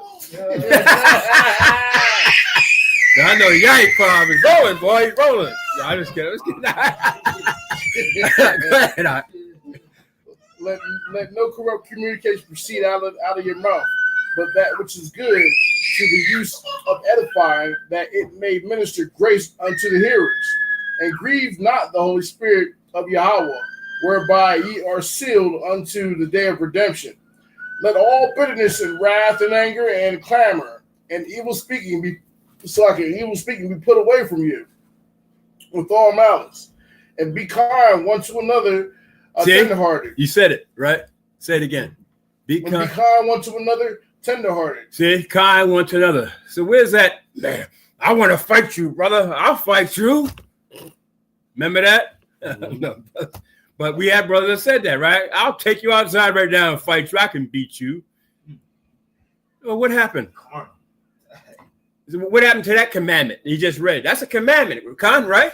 What happened to that? It's carnal, huh? Gave place to Satan, right? Go ahead, Doc. Forgiving one another, even as God, for Yahweh's sake, have forgiven you. Right. That's okay. Unbelievable. That's the problem. It can't be forgiven. It can't be forgiven, right? If you don't got a forgiving spirit, then you can't be kind to one another, because somebody's always going to offend you. Right. Always. Right. Offense is going to come. Yep. It's going to come. Because everybody's different.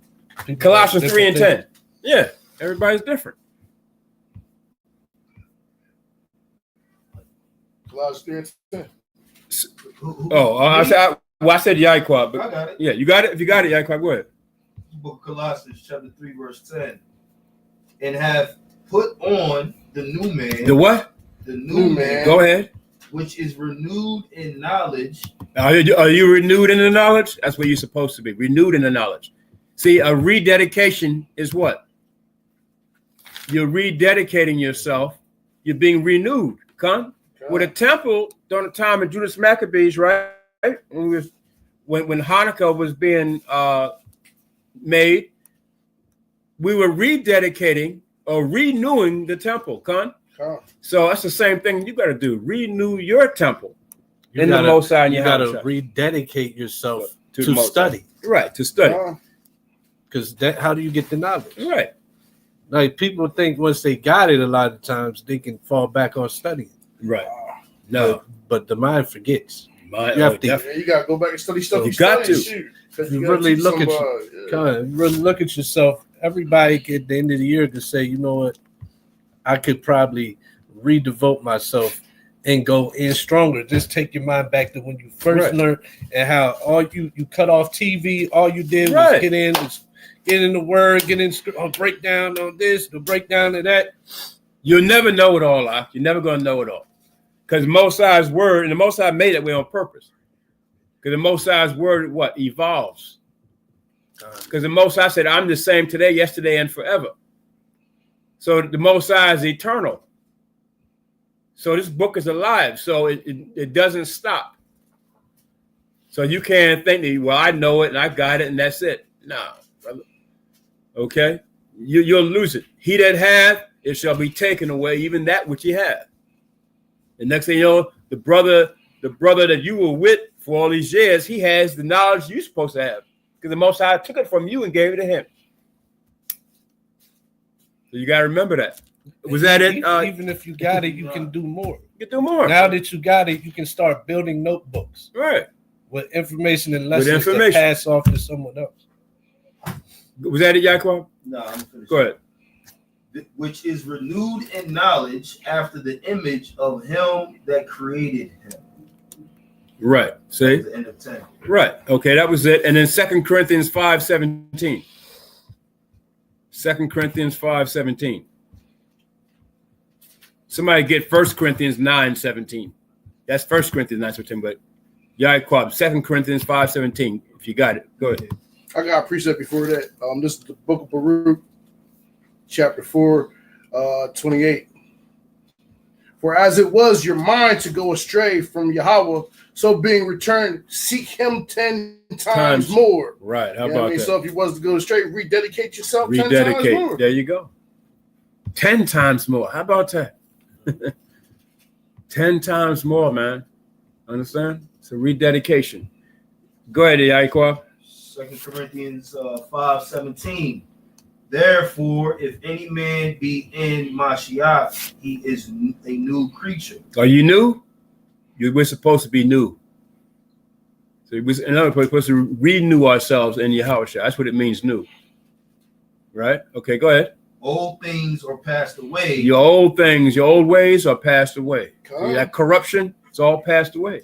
See, now the Most High is giving you another chance, giving you another chance to rededicate yourself. That's mercy, isn't it? Because you're not supposed to, you're supposed to be put to death. All our sins are worthy of death, right? But the Most High had mercy on us. So go ahead, Yaquab. Behold, all things are become new, and all things are of Yahweh. Can you put old wine in new bottles? Wow. No, you got to come like that new bottle now. Okay? You can't bring out old wine with you. It's corrupt. Right? Go ahead, Al. Who hath reconciled us to himself by Yahushua Mashiach, and hath given to us the ministry of reconciliation. Oh, that's what we have now, see? So you have the ministry of reconciliation. You're being reconciled now back to the Most High. As a nation, that's what Yahushua did for us. Reconcile us back. Reconcile means to restore. See? To restore. You know what I'm saying? Or to settle a disagreement. What disagreement do we have with the Most High? We broke his commandments. Mm-hmm. So now Yahushua came and died on the cross for us to restore our friendship back with the Most High, right? Our love back with the Most High. That's what Yahushua did. Go ahead, Up. Yeah, I was going to say, reconcile. How can your people reconcile? Be reconciled was never there in the beginning. Yeah, exactly. I was thinking that too. That's a good one. That's a good one, huh? You're right. You're right. It's like saying we were there. Yeah. You were there. I was there. We were all there. Like if it said remarry, how would you remarry if it wasn't already? It wasn't already. Yeah. Yeah. So that's only talking about one nation. Yeah. Exactly. That's a good point. Go ahead. You go to the 19th, Yaquab. Verse 19. To wit, that Yahweh was in Mashiach, reconciling the world unto himself, not imputing their trespasses unto them, and he committed unto us the word of reconciliation. There you go. That word of reconciliation is a beautiful word, right? We're all reconciled back to the Most High now as a people. See, the Most High did divorce us, But he says, now, I know, I'm going to bring you back now, and you're going to become one. You're going to become, we're essentially the Most High's wife, right? Mm-hmm. Most High's going to like remarry us. We're going to be remarried to the Most High. Can a man remarry if he wants? If that's why the Most High said for a woman, when you get separated, you're not supposed to marry nobody. Once again, another man, especially if your husband's still alive, right? Correct? Correct. Because what can happen? A reconciliation, right? Mm-hmm. She could always come back to that man. They can reconcile. Right? So that's what the Most High is doing with Israel. Okay? And Yahweh Shai was the one that made that possible. Con? And that was it in 1 Corinthians 9:17. The brother right here. 1 Corinthians chapter 9, verse 17. For if I do this thing willingly. Are you willingly doing it? Are you willingly doing this? Or are you doing it with a grievous heart? Like, I'll do it, but I don't really want to. Come. You know? Yakanan always want me to go somewhere, do this, do that. Okay, brother, come on. See, nobody, the Most High don't even want that up. You do it, but your heart ain't in it, right? It's not in the spirit. Go ahead, Up. For if I do this thing willingly, I have a reward. You see, you have a reward. And the Most High, He's going to fulfill His promises, right? You have a reward, huh? Go ahead. But if against my will, a dispensation of the gospel is committed unto me. If you do it against your will, a dispensation of the gospel is committed to you. So that means you have the gospel in you, but the Most High said, well, He's not doing it according to a willing heart. I'm only going to give him a portion. And then ultimately, that portion will be taken away from you. Con? Sure. We already seen the example of that. Even here in the Hebrew chosen elect, we've seen the example of that, right? Your brothers up here teaching and everything, where are they now? Where are they now? See? Nowhere to be found. A portion is given unto them. See? But the Most High said, well, I gave it to you, now I'm going to take it away. See? 2 Corinthians 8:11. The book of 2 Corinthians chapter 8, verse 11. Now therefore perform the doing of it. Do what? Therefore perform the doing perform of it. Now. Go on. That is, there was a readiness to will. You got a readiness now? Are you ready? But you got to have a willing spirit, a readiness to will. See, going up. So there may be a performance also out of that which ye have. See, and what do you have? The gift that is in you. Everybody has a gift. Brothers all have gifts. The sisters have gifts. What gift did the Most High give you? That's what you got to perform. But it has to be a willing heart to do it. You can't hide your gift. Well, because Yakanan at the school, I ain't going. Now you're going to hide your gift because of a man. Understand what I'm saying? You're not supposed to do that, huh? Because Yahweh Shai said to the man that had one talent. What did he say to the man? Multiply your talent. Why'd you bury your talent? Why'd you bury your talent? Well, Lord, I knew you were an austere man, so that's why I hid it. He said, well, you knew I was an austere man, but because of that, now I'm going to take that one talent and give it to the man who has 10 talents. Now that man that has 10 has your talent. That's cold, isn't it? Most High giveth, and he can take it away too, right? Yeah. And you don't want the Most High to take whatever talent you have left. You don't want the Most High, because you're going to be out there left in the cold. You see what happened to that fig tree, right? And you're going to be just like that fig tree with nothing, no fruit, nothing. Bare, nothing. See? So you don't want that to happen. Go ahead, Yakanam, is that it? No. For if there be first a willing mind, it is accepted according to that have, and not according to that he have not. For I mean not that other slacken. For I mean not that other men be eased and ye burdened, but by an equality that now at this time your abundance may be a supply for their want, that their abundance also may be a supply for your want. For your want. That there may be equality. Right. See? So your spirit that you have to attain this truth and attain this word is a supply for our want, and you coming and having a ready, willing mind is supply for our want. There's equality there, and that's what this is about. Understand? So that's why you got to do it with a willing heart. You go out there to the camp, you come to the class, you come to the high holy days. See, it's all spiritual. You do it with a willing spirit. To build this nation is going to take a willing spirit, because the Most High is doing it from the ground up. He wants willing participators. Understand? This is your nation. Why wouldn't you want to be willing? But you got some brothers, they want to get paid before they do anything. Get out of here. It's not about getting paid, Doc. You're not getting no weekly check out of this. You're not getting a weekly check. I'm sorry. You're not getting $25 an hour. You know what I'm saying? You're going to be redeemed without money. That's right. Understand? That's what this is about. Because if you were able to get money, you know how crowded it'd be in here if you were able to get money? If we had to pay you to come? Nah, the Most High said, nope. This ain't about money. I ain't paying nobody except for my penny. Penny, the parable of the laborers, the penny. Yeah, there go my penny here. Yeah, Howard Shah said, yeah, take this penny and shut up, nigga. Go ahead. Take that and shut up. Take that penny. You want to get paid? Here go your penny. Here go that penny there. And then you got something to go say, but Howard Shah, I was in before him. I should be getting paid more than that. Howard Shah said, didn't you agree for a penny? So that's all I'm giving you is a penny. Take that or leave it. And do you know some brothers, and you see, you read the scriptures, some of them had to leave it. They couldn't, they didn't want to work. They didn't want to come and participate in what Yahweh Shai was saying.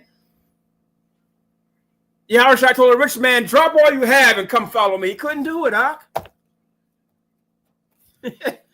Right? Couldn't do it. So this is where we're at. And one more, y'all can on Acts 17:11. This is where we're at out here, Ak.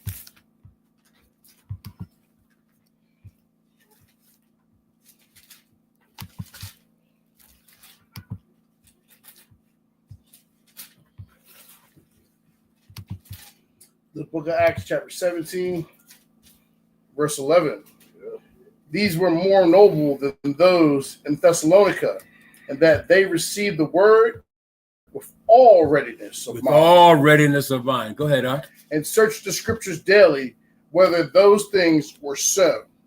Therefore, many of them believed also of honorable women, which were Greeks, and of men, not a few. Right.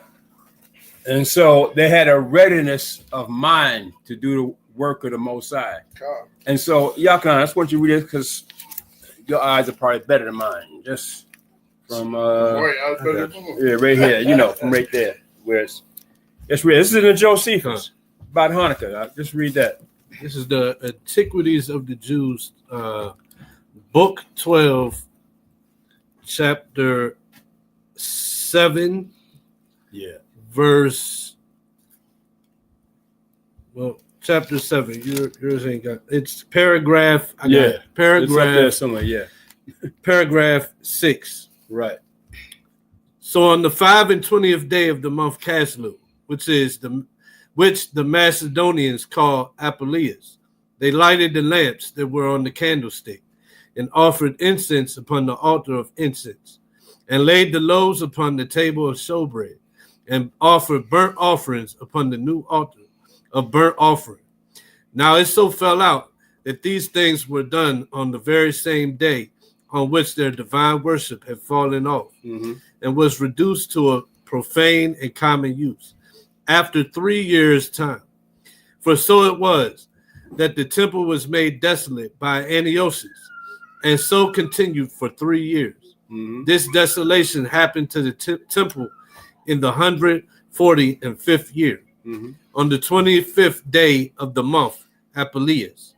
and on the 153rd Olympiad. But it was dedicated anew on the same day, the 25th of the month Apelius, in the 148th year, and on the 154th Olympiad. And this desolation came to pass according to the prophecy of Daniel, which was given 408 years before. For he declared that the Macedonians would dissolve that worship for some time. Now Judas celebrated the festival of restoration of the sacrifices of the temple for 8 days, and omitted no sort of pleasures thereon. But he feasted them upon very rich and splendid sacrifices. And he honored Yahweh and delighted them by hymns and psalms. Nay, they were so very glad at the revival of their customs, when after a long time of intermission, they unexpectedly have regained the freedom of their worship, that they made it law for their posterity, that they should keep a festival on account of the restoration of the temple worship for 8 days. And from that time to this, we celebrate this festival and call it Lights. I suppose the reason was because this liberty beyond our hopes appeared to us, and that thence was the name given to that festival. Judas also, so what that shows is it wasn't called Lights because they lit a candle every day. Right. It was called Lights because what happens when you turn on a light? Things are new. You see things. You're out of darkness. Right. Exactly. And that's what he said. He said, I suppose the reason was because this liberty beyond our hopes appeared to us. That's why it's called Lights. Like lights, yeah. Not because every day we light one candle. Yeah. The so-called Jew added that in there. They added that. They had a whole new so that was story Josephus. That was Josephus. Get your Josephus too. Okay. All right. So that was about it, Doc. So that was Hanukkah. That was a lesson concerning Hanukkah. Hope you got something out of that. So all praise to Yahweh Bahashram. Hamashiach Yahushai. Okay. Shalom, shalom. Sorry, Yakanan. I mean, Gemara. Yeah. 1 second.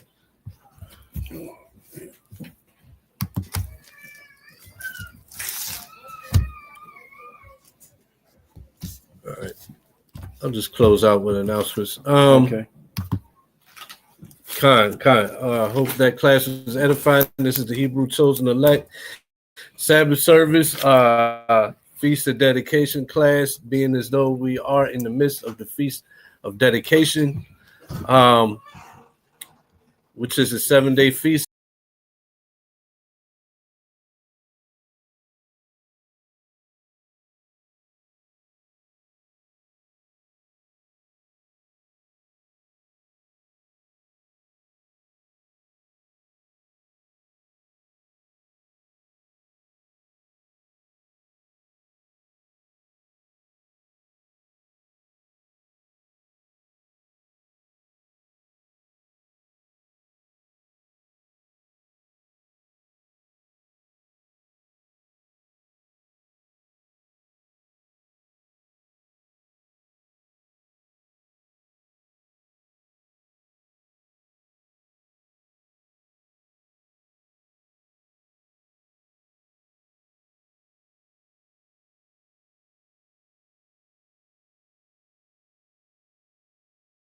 Right now on Facebook at Brandon Daniels, parentheses, Yakinan Maccabee Yashala.